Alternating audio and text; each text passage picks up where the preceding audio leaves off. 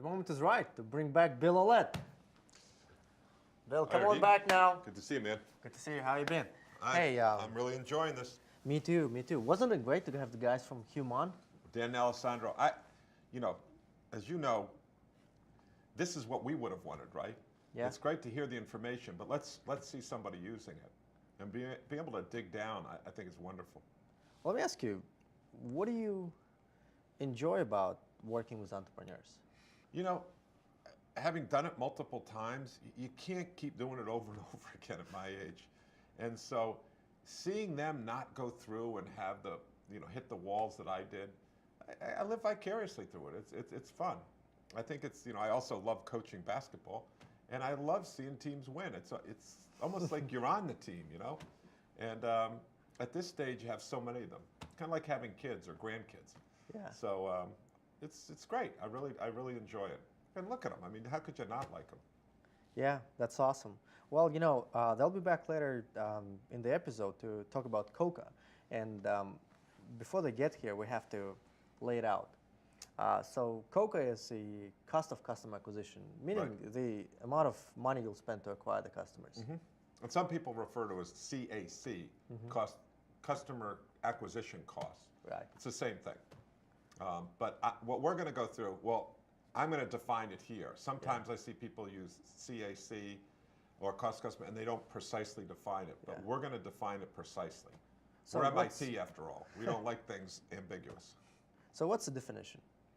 So cost customer acquisition is how much money it costs to get one more customer.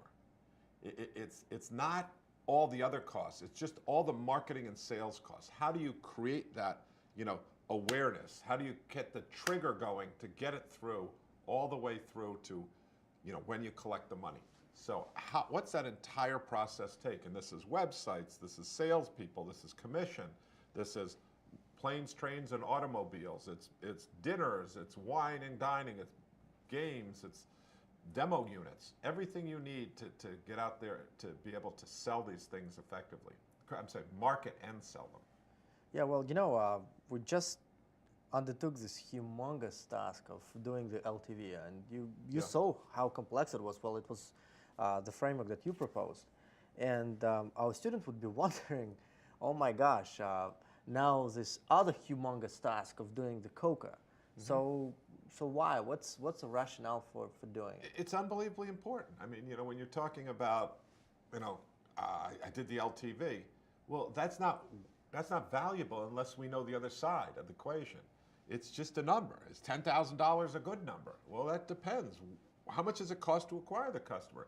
If it only cost me $10,000, I can use very automated techniques and I don't have to spend that much, then that's a great deal. But a lot of times, new companies get out and they acquire customers that are $10,000 for the total profits, the lifetime value, yet it costs them $50,000 to acquire the customer because they have to have this very expensive long sales cycle. And that's just not a sustainable business. And you would want to know that up front. You wouldn't want to, commit your money, your time, your friends, all those relationships, hire people for a plan that's just not going to work. So figuring out the cost of customer acquisition is work, but it's a reasonable amount of work.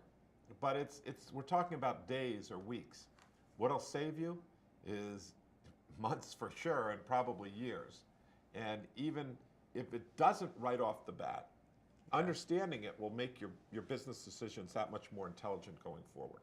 As you say, your confidence in your business should be increasing as you go further in the process. And sounds like this would give you a lot of confidence if you look at your LTV and you say, okay, it's great, and let me look at my COCA. Wow, my LTV is a lot greater than my COCA.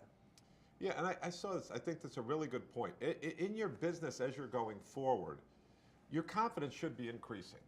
And it should be increasing because you know more and you have a more logical approach to it. And I remember as an entrepreneur, the ones that I was drawn to were the ones who had a logical approach. And then it was funny because they became the more successful entrepreneurs as I noticed them over and over again. They had a repeatable. So you see this in practice, people who absolutely. do logically, in a sound way, success happens. Absolutely. Now, there are exceptions to that. There are people might get, quote, lucky or just instinctively know and not be able to explain it.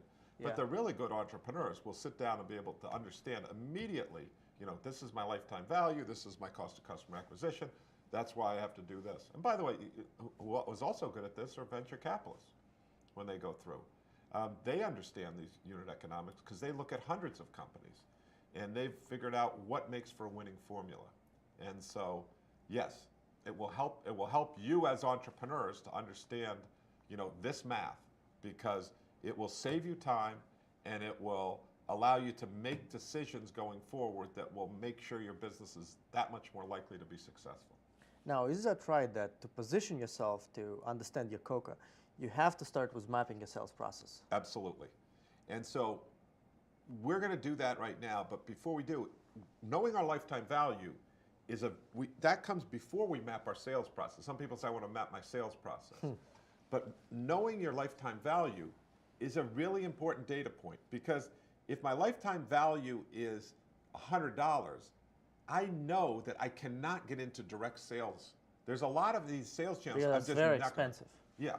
So, but if my LTV is $10 million, then I know that I'm going to probably be in direct sales, because I can't have such a valuable customer and just use, computer techniques and not have humans involved. If someone's going to, get such a high-priced item, they want some TLC. They want some tender loving care. They want someone they can call up and help them with their problem. So knowing the LTV allows us to start to look at what are the options for us to get to the customer. It makes the process more concrete. Exactly. So let me do that right now. Sounds up great. Here. And I want to structure it in a way to think about this.